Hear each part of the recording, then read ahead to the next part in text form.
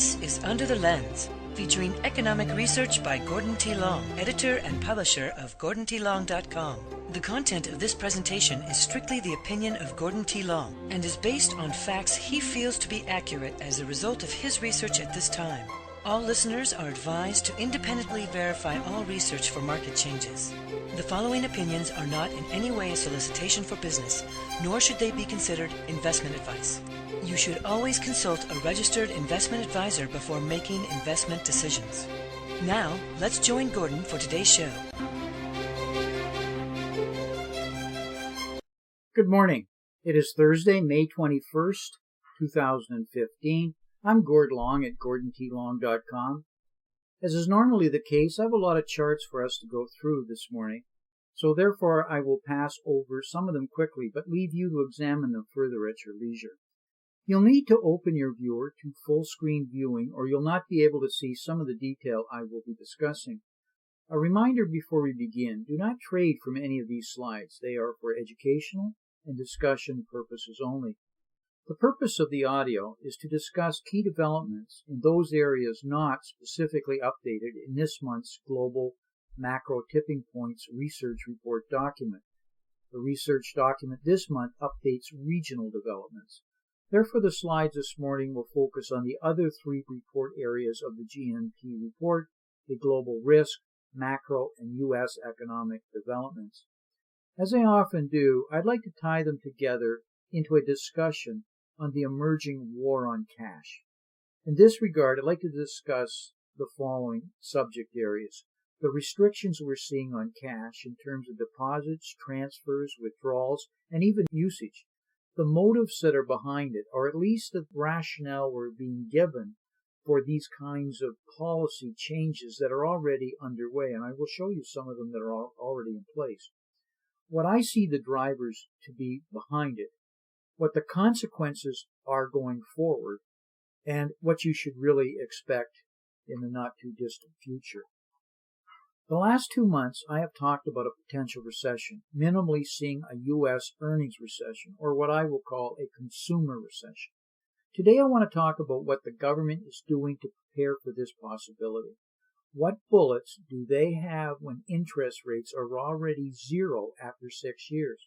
We normally have a cushion of 4 to 5 percentage points, to use as economic stimulus.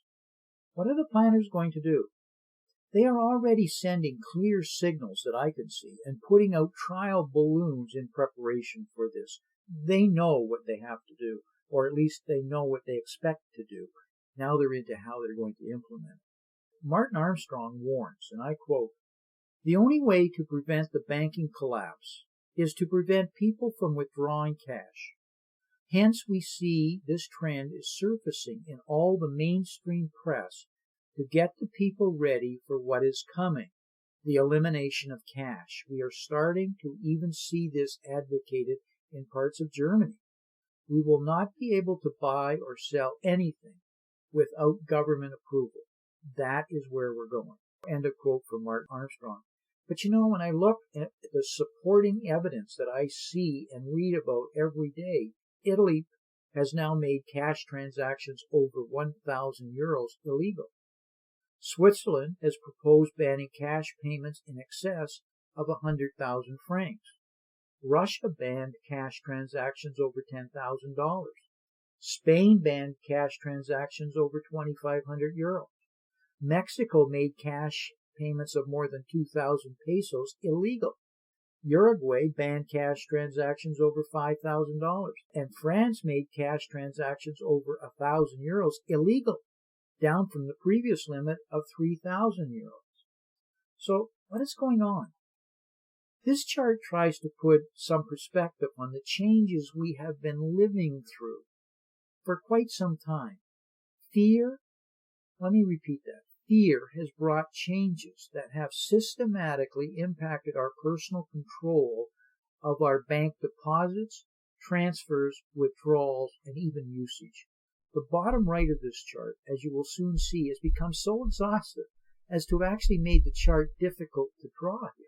Over the last decade and a half, since the dot-com bubble implosion, we have lived through the war on drugs, which we were told was about money laundering, and was centered at movement of cash.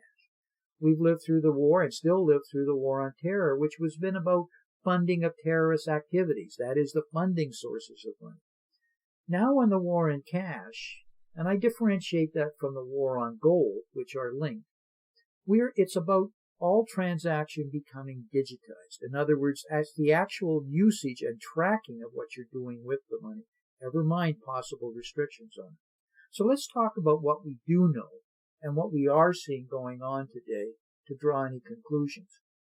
In Britain did a test run last year in South Manchester. This was touted to test customers' and business reaction to the idea of physical currency disappearing, and I will quote, inside 20 years. A shopping street in Manchester banned cash as part of an experiment to see if Brits would accept a cashless society. You can guess what the answer was. London buses ended accepting cash payments from last July on. Meanwhile, currency exchange dealers began offering debit cards instead of cash that they market as being safer to travel with. In France passed another draconian new law that from the police parasummer of 2015, it will now impose cash requirements, dramatically trying to eliminate cash by force. French citizens and tourists will then only be allowed a limited amount of physical cash, physical money on them. They have financial police now searching people on trains just passing through France to see if they are transporting cash, which they will now seize. France is additionally strengthening the control of cash payments drastically. Citizens will be strictly monitored beginning in September 2015 if they make payments in cash.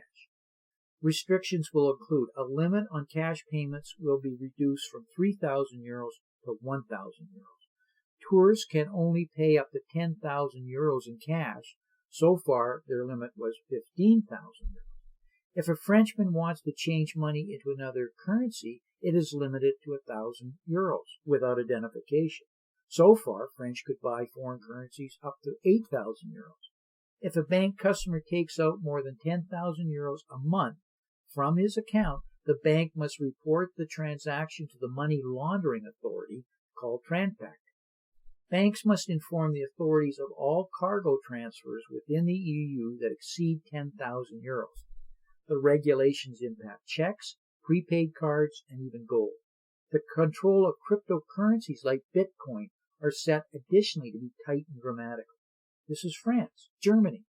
The German Baader Bank, founded in Munich, expects to formally abolish cash to enforce negative interest rates on accounts.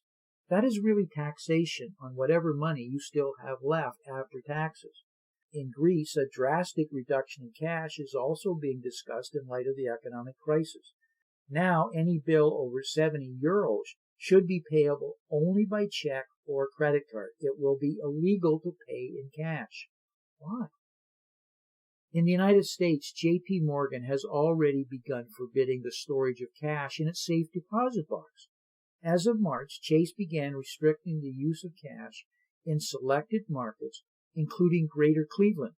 The new policy restricts borrowers from using cash to make payments on credit cards, mortgages, equity lines, and auto loans. Chase even goes so far as to prohibit the storage of cash in its safe deposit box. In a letter to its customers dated April 1, 2015, pertaining to its updated safe deposit box lease agreement, one of the highlighted items read, and I quote, "You agree not to store any cash or coins other than those found to have collectible value," end of quote. Whether or not this pertains to gold and silver coins with numismatic value is not explained. Here is the single largest bank in the U.S. forbidding depositors from storing cash in a storage box or safe deposit box at their bank, and virtually no one even responded in outrage. So what are the motives behind moving to a cashless society? What are we told by the powers to be? First, the authorities claim it will prevent bank runs in a potential financial crisis, or should we say the next financial crisis, which they have set up depositor bail-ins to hold the bag for. and along with underfunded FDIC. Today, anywhere there is any political, economic, or financial turmoil, ATM withdrawals are immediately limited or stopped entirely. Being cashless will even avoid this problem. I just read this morning where Kansas, the state of Kansas, which is laboring under an $800 million funding gap, will limit cash withdrawals on state-issued benefit cards to $25 per day starting on July 1st, forcing some beneficiaries to go to the ATM much more often. Because the state charges $1 per trip, and because many low-income families do not have a checking account, the new law amounts to a sizable poor tax, if you want to call it that. So, what else do we have? Well, politicians are eagerly citing the elimination of underground and barter economies if we go to a cashless society. This will enhance the tax base, as most, if not all, transactions in the economy could now be traced by government tax surveillance systems. Tax and security agencies of the government are also telling us that it will allow the tracking of tax and criminal activity. It is the old proverb, follow the money. This, they claim, will substantially constrain the parallel economy, particularly in the area of illicit activities. The Keynesian economists say restrictions on cash could potentially reverse the falling velocity of money, which they view as primarily modern-day hoarding. The velocity of money peaked in 1998-99 and continues to fall. Economists view that money must be forced to circulate. If nervous consumers won't spend, then they must be incented to spend, or more appropriately, forced to buy something. Just buy. What else do we have? Well, we have banks. Banks want a cashless society because they assure us it will make things easier and more convenient for us. What they fail to tell us is that it is a tremendous bonanza for them. Most people are well aware of the predatory fees on credit cards, not paid on time, and on outstanding balances. But that is only part of where the fees are. The seller that accepts your credit card pays a very stiff fee to allow customers to buy their goods with it. If we lived in a cashless society, you can expect those fees to skyrocket. If history is any indicator, since you have no alternative and banks have a monopoly on all transactions, this is a high probability. Frankly, it is a banker's dream, along with politicians who are looking for campaign contributions now that the previous campaign finance restrictions have been removed. It's like we have the perfect storm from multiple sectors all coming together. A coincidence? I don't think so. I think it's well orchestrated, my personal opinion. Why are governments rushing to eliminate cash? During previous recoveries following the recessionary declines from the peaks, the central banks were able to build up their credibility and ammunition, so to speak, by raising interest rates during the recovery. This time, ever since we began moving towards transactional banking with the repeal of Glass-Steagall in 1999, remember our velocity chart, banks have looked at profits rather than their role within the economic landscape. They shifted to structuring products, and no longer was there any real relationship with the client. This reduced capital formation and CapEx, for it has been followed by rising unemployment among the youth and or the inability to find jobs within their field of study. Interest rates have been steadily falling as we approach the zero bound. But the question is there anything below zero? We go with the assumption that the answer is no. That's not true. Apparently, there is now $5 trillion in bonds trading at negative nominal rates. What do they know? What do they see? What are they expecting? I think we should ask. This is the smart money of $5 trillion. Consider this fact. When interest rates go down, which the previous chart shows has been steadily occurring, then bond prices go up. Banks make money on their bond holdings when interest rates go down. Fortunes in capital gains have been made steadily with falling interest rate yields. What this fails to show is that it allows these increased valuations of the bond portfolio to be used as collateral and through rehypothecation within the $700 trillion global banking swaps market. A question we should ask is, how can you have a $700 trillion swaps market within only a $72 trillion global economy? It simply makes no sense. It's an order of magnitude too large until you understand how it is being pyramided. So what's my point? Well, cash prevents negative interest rates. Lower rates, higher price. Physical paper money provides the check against negative interest rates.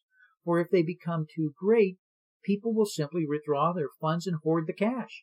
Paper currency allows for bank runs. Eliminate paper currency, and what you end up with is the elimination of the ability to demand to withdraw funds from a bank. Paper currency is indeed the check against negative interest rates.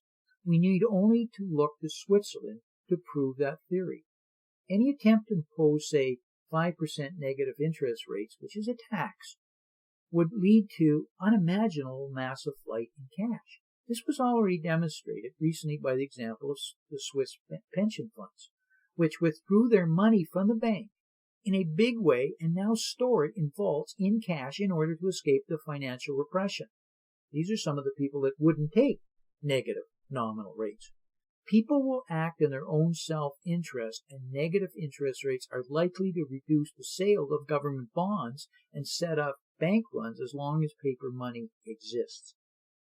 Negative interest rates, in my opinion, are going to follow quantitative easing, and it is already happening clearly across the board, on this chart shows. Once cash is outlawed, the government will be in complete control of your financial decisions, or at least they think. The introduction of a cashless society empowers central banks greatly. A cashless society, after all, not only makes things like negative interest rates possible, it transfers absolute control of the money supply to the central bank, mostly by turning it into a universal banker that competes directly with private banks for public deposits. All digital deposits become base money. The law of unintended consequences, however, in my humble opinion, will prevail.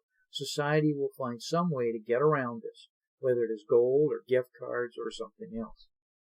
Graham Summers, who I recently interviewed on macro analytics, raged about the magnitude of the problems today with custodial risk, and it integrates into this conversation, but I don't want to spend time today on custodial risk. The only thing he seemed to be even more upset with is the coming, what he refers to as carry tax on physical cash. He just published in a paper entitled The Secret Fed Paper that advocated a carry tax on all physical cash. And I like to quote what he wrote in that paper. Many commentators have noted that mainstream economists are calling to do away with cash entirely. It would be easy to scoff at these proposals as completely insane if the Fed hadn't published a paper back in 1999, keep running into that date, don't we, suggesting the implementation of a carry tax, or taxing actual physical cash, using an expiration date if depositors aren't willing to spend the money. The author of this lunacy is a visiting scholar with the ECB, the Fed, the IMF, and the Swiss National Bank. The fact that two of those groups have already imposed negative interest rates, that is, the ECB and the Swiss National Bank, should give warning that these sorts of ideas are actually taken very seriously by the central banks. The paper, written 16 years ago, suggested that if the Fed were to find that zero interest rates didn't induce economic growth, it could try and should try one of three things, or all three. It should buy assets, or what we refer to as quantitative easing, done and probably heading for round 4. Money transfer, that is literally handing out money through various vehicles, that is what's referred to as helicopter money. Cash for clunkers, maybe student loan forgiveness, but passing it directly to the consumer. We haven't seen that, but we will see it in some fashion, in my opinion, through forbearance on student loans, which is already beginning to happen at a substantial level. But the third was a carry tax, meaning tax the value of actual physical cash that is taken out of the system. The idea here is that since it costs relatively little to store physical cash, the cost of buying a safe, the Fed should be permitted to tax physical cash to force cash holders to spend it, that is, put it back in the banking system or invest it. Who's running this country anyway? The banks? The way this would work is that the cash would have some kind of magnetic strip that would record the date that it was withdrawn. Whenever the bill was finally deposited in a bank again, the receiving bank would use this data to deduct a certain percentage of the bill's value as a tax for holding it. For instance, if the rate was 5% per month and you took out a $100 bill for 2 months and then deposited it, the receiving bank would only register the bill as being worth $90.25. That is, $100 times 0.9 is $95 for the first month, and then 95 times 0.95 is $90.25 for the second month. It sounds like absolute insanity, but I can assure you that the central banks take these sorts of proposals very seriously. Quantitative easing sounded completely insane in 1999, and we've already seen 3 rounds of it mounting to well over $3 trillion in the United States alone. No one would have believed the Fed could get away with printing $3 trillion in 1999, but it has happened already. And given that it has failed to boost the consumer spending or economic growth, I wouldn't at all be surprised to see the Fed float one or all of the above ideas in the coming months. I really don't think I can add much to what Graham Summers has really written and uncovered here. Maybe, other than to say, don't worry, never forget throughout this turmoil, they'll print the money to keep this going. For how long, we don't know. In closing, I'd like to take a moment as a reminder. Do not trade from any of these slides. They are for educational and discussion purposes only. As negative as these comments often are, there has seldom been a better time for investing. However, it requires careful analysis and not following what has traditionally been true and tried approaches. Do your reading and make sure you have a knowledgeable and very well-informed financial advisor. So until we talk again, may 2015 turn out to be an outstanding investment year for you and your family. And I thank you for listening. This has been Gordon T. Long, editor and publisher of GordonTLong.com. New recordings are posted regularly and can be found at GordonTLong.com. New show notifications are available through RSS feed, iTunes, and other social networking venues at GordonTLong.com.